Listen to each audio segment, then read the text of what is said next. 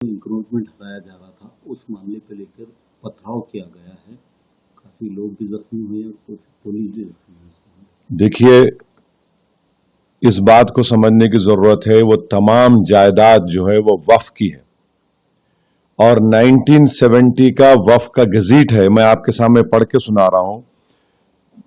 Entry number 40, 1970 की वक्फ की gazette.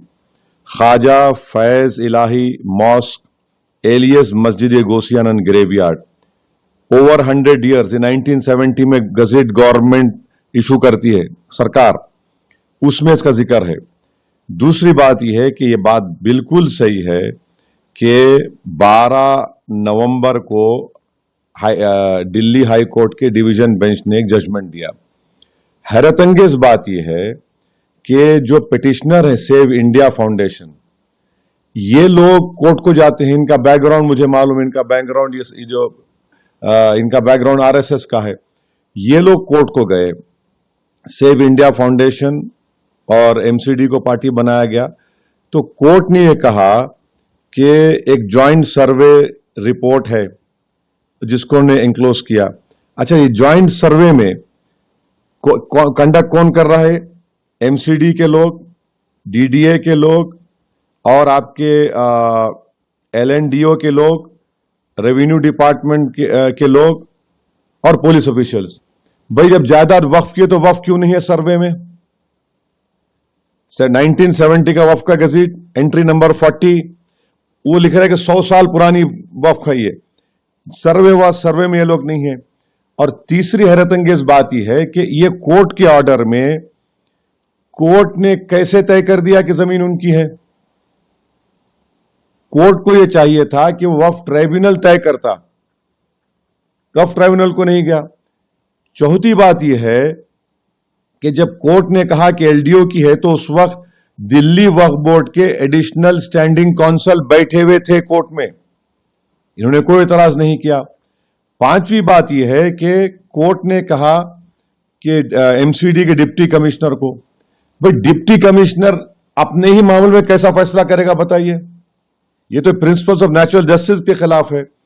तो इसीलिए दिल्ली वक्फ बोर्ड को चाहिए था कि इसमें पार्टी बनते, ये जो ऑर्डर आया, और उसको बताते कि भाई ये 1970 की गजीट हमारे पास है, ये वक्फ की प्रॉपर्टी है। तो ये नहीं किया गया।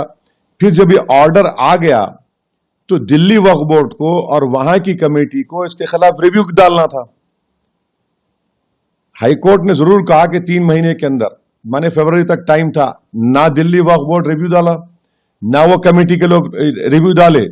और नतीजा क्या निकलता है कि वहां पर वक्फ की जायदाद को, क्योंकि कोर्ट को आप जाकर पार्टी नहीं बने और कोर्ट ने एक गलत फैसला लिया प्रॉपर्टी का, वो तो वक्फ ट्राइब्यूनल डिसाइड करना है कि कौन उसका मालिक है या नहीं।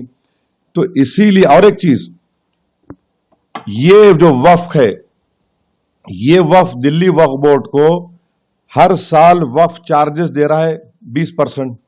दिल्ली वक्फ बोर्ड लिखता है 70%। तो ये केस चल रहा है अभी हाई कोर्ट में। तो इससे साफ तौर से मालूम हो रहा कि ये जो एलडीओ है, ये LDO ministry of urban affairs के तहत है। तो मरकजी हुकूमत और दिल्ली की मिलकर, और उस वक्त का जो एडमिनिस्ट्रेटर वक्फ बोर्ड का था और एमसीडी का हेड था, एक ही आदमी था। ये इसलिए कि मैं वक्फ का मेंबर था, मेरे को मालूम इसमें, और वकीलों से बात किया मैं। तो ये सरासर गलत है। अहम बात यह है कि प्लेसेस ऑफ वर्शिप एक्ट 1991 क्या है बताइए फिर? 1947 15 अगस्त में जगह मस्जिद थी और ये सब मस्जिद की हिसार में था। कैसा आप लोग करिए? पार्लियामेंट का कानून है, उसको भी बाला तायक रख दिए, तो उसको भी धज्जियां उड़ा दिए। तो इसीलिए हम कह रहे हैं कि ये एक बड़े मंसूबाबंद तरीके से कोर्ट के सामने जाकर ना दिल्ली वक्फ बोर्ड गया, ना ये कमेटी वालों का काम था कि जाकर कोर्ट को बताते।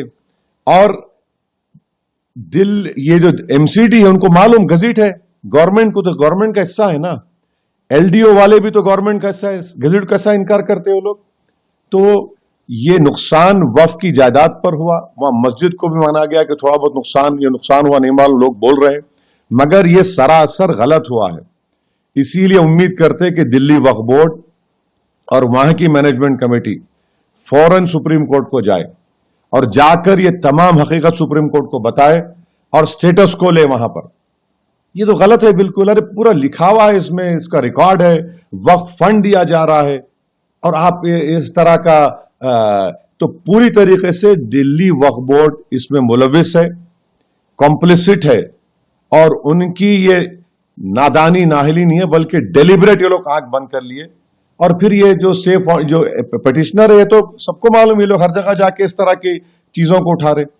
तो ये इस फैसले के खिलाफ फौरन SLP डालकर स्टेटस को लेने की बहुत जरूरत है, मगर वक्फ की जायदाद का नुकसान हुआ इसमें।